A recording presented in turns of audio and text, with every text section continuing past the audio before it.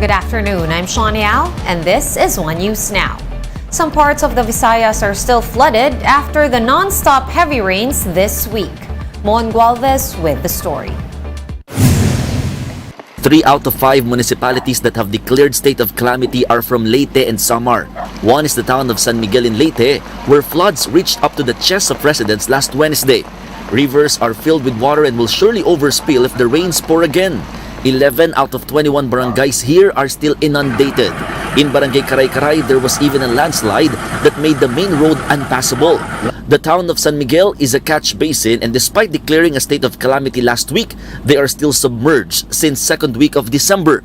The local government is now running out of disaster funds. They fear that the non-stop rains will result to more landslides since their mountains are already saturated. With this, they are appealing for help from the national government. Meanwhile, here in Visayas, Samar, which also declared state of calamity, they're struggling to distribute assistance, particularly in Barangay Mabini. Authorities have to ride on boats to reach the residents who don't want to evacuate. Floods have reached the second floor of houses after the Golden River overflowed. Some residents had to tie their houses to keep them from being swept by the raging waters. Despite the weather improved yesterday, which resulted to the flood water subsiding, the area is experiencing rainfall again since last night until this afternoon. With this, residents are worried that the waters may rise again. Authorities continuously remind them to evacuate as soon as possible. For News 5, Mon Gualvez, we are One News. The Customs Bureau is yet to decide whether to dispose of or donate over 150 million pesos worth of onions that were recently seized. BOC spokesperson Arnold De La Torre Jr. said that seized goods are normally disposed of, especially if they do not have phytosanitary permits. He added that a clearance or certification stating that it is cleared for human consumption is needed before the goods can be sold or donated. Meanwhile, De La Torre assured the public that the Bureau is intensifying efforts against agricultural smuggling. Ang ating commissioner po ay personal na nagbibigay ng direksyon na lahat ng mga puerto or collection districts ng Bureau of Customs ay mas lalong maging vigilant, mas lalong gawin ang trabaho na bantayan ang lahat ng mga pantalan at paliparan.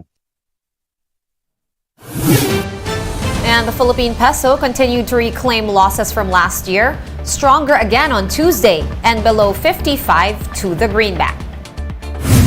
Data from the Bankers Association of the Philippines showed the peso closing at 54 pesos and 87 centavos to $1 after closing at 55 pesos and 11 centavos on Monday.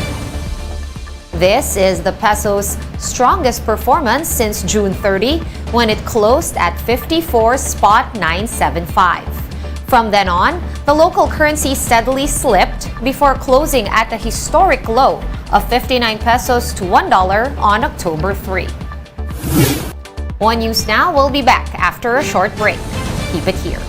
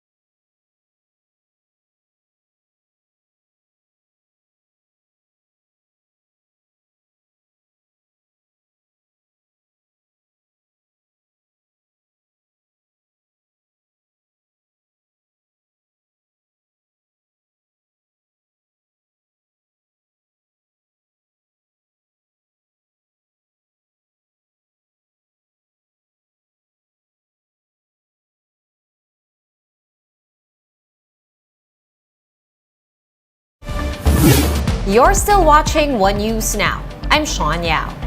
The Land Transportation Franchising and Regulatory Board said that only 2,000 applicants met accreditation requirements as a Transport Network Vehicle Service or TNBs.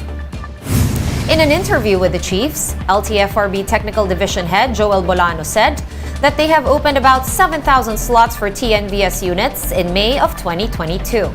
Bolano said that this is to address the supply and demand issue, which ride-hailing app Grab pinpointed as the cause of surge fees. He added that not even half the applicants passed the requirements. The board earlier announced that it will open 4,000 TNBS slots this month. Kaya January siya in-open kasi nga yung pag-open ng May, inayos pa yung 2,000 na yon. Then, di ba nagpalit kami ng board. So, ayun, ganyan lang naglabas ng order ang board para i-open na ulit siya. At least in preparation again for the coming season itong summer. And here is a quick look at today's other top stories. The NDRRMC says that 17 people have died in total from the flash floods triggered by several low-pressure areas. 5 of these deaths are from the Bicol region.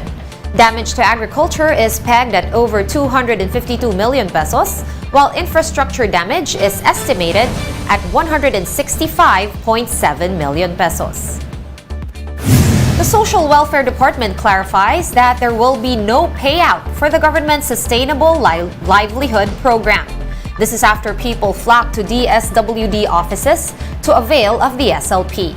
The agency says that applicants undergo strict assessment and processing before becoming beneficiaries. President Bongbong Marcos has ordered the faster rollout of digital national IDs. Marcos has also sought the help of the private sector to fast-track the process. For more updates, visit News 5, The Philippine Star, and Business World online. Visit our website, onenews.ph, for more in-depth analysis. You can also catch One News on Signal Play. Register for a free account at www.signalplay.com and stream One News Live anytime, anywhere. I am Sean Yao. We are One News.